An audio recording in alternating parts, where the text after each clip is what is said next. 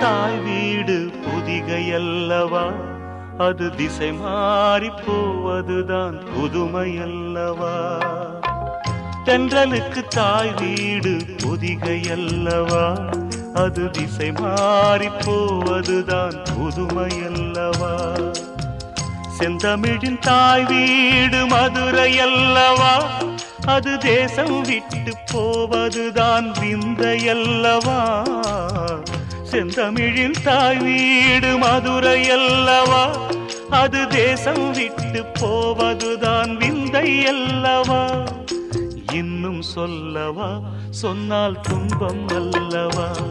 நான் இன்னும் சொல்லவா, சொன்னால் துன்பம் அல்லவா. தென்றலுக்கு தாய் வீடு புதிகையல்லவா, அது திசை மாறி போவதுதான் புதுமையல்லவா.